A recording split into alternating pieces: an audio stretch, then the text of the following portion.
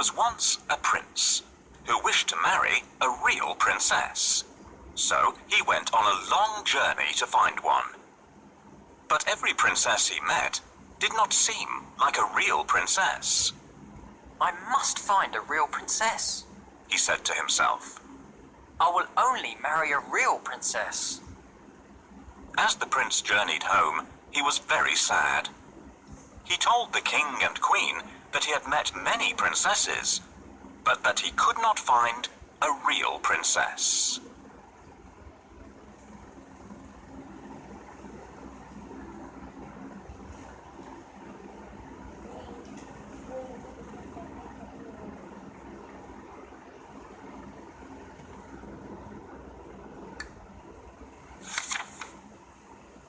I have been searching the world for so long to find the princess of my dreams. I haven't liked any of the ones I've met so far. What if I never find the love of my life? This princess was really rude when we went out together. She was far too nosy and kept asking how rich I was.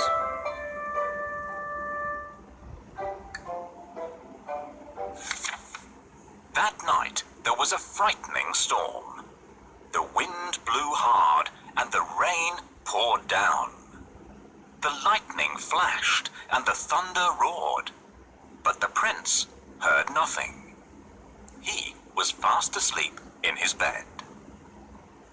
Then, suddenly, above the sound of the raging storm, there was a loud knock at the palace door. Knock, knock, knock. "Who could that be at this time of night?" said the king. "And in such terrible weather," added the queen. The king put on his slippers and went to open the door. He peeped out to see who it could be. The weather was terrible. There was a flash of lightning, and standing there on the doorstep, the king saw a poor, bedraggled girl. Her hair and clothes were dripping wet, and she was shivering from the cold. "Who are you?" the king asked. "I am a real princess," answered the girl.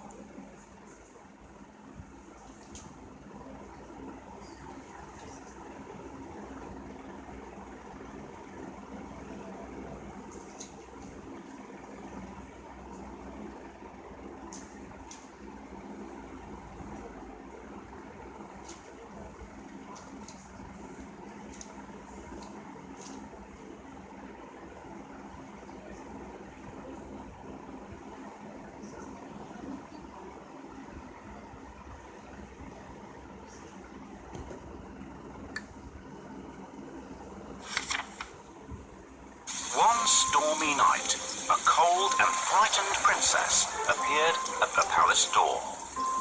"Who is this beautiful girl who has arrived at our palace? Why has she walked there in such bad weather? She should try ringing the bell so that the servants will open the door. "Please let me in." She needs to ring the melody on bells."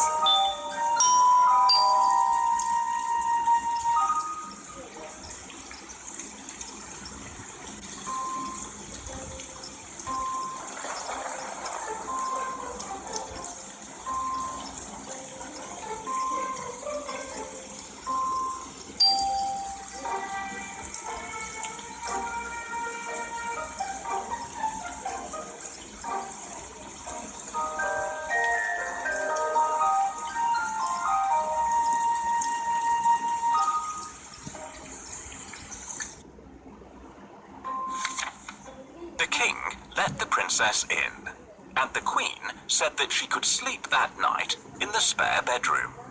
The princess was grateful and thanked the king and queen for their kindness. The queen then turned to the king and said, "We must find out if she's a real princess or not." "How?" asked the king.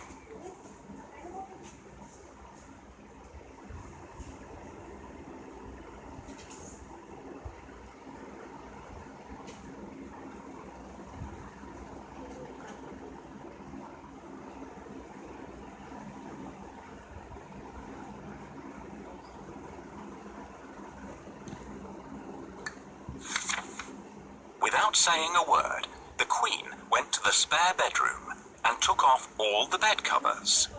She then took a small, hard, green pea from the kitchen cupboard and placed it under the mattress.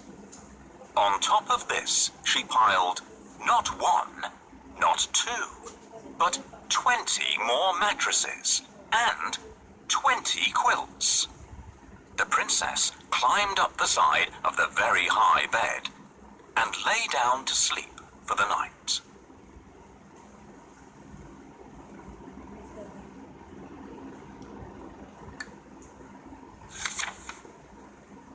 The girl with wet hair and a dirty dress didn't look anything like a princess, but she was invited to stay in the best guest room of all.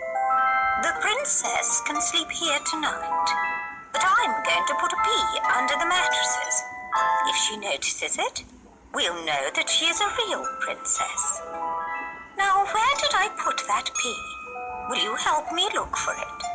Try under the chair.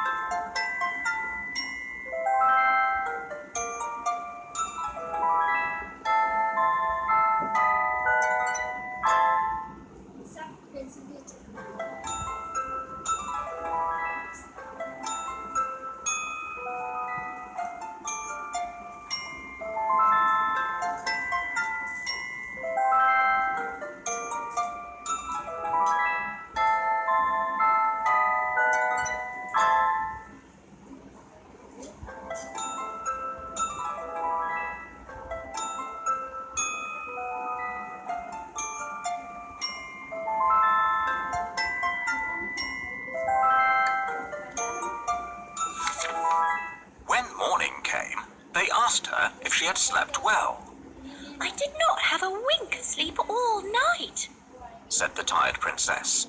There was something hard in the bed, and this morning I am bruised black and blue. The Queen smiled and looked at the king. You see, only a real princess could be so sensitive. The king smiled and called for the prince.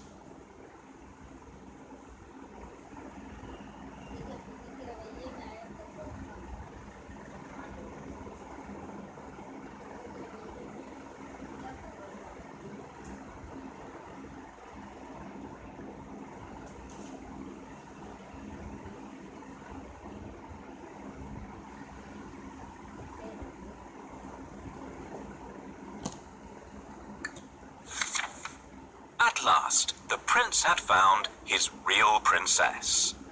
They were soon married and lived happily ever after.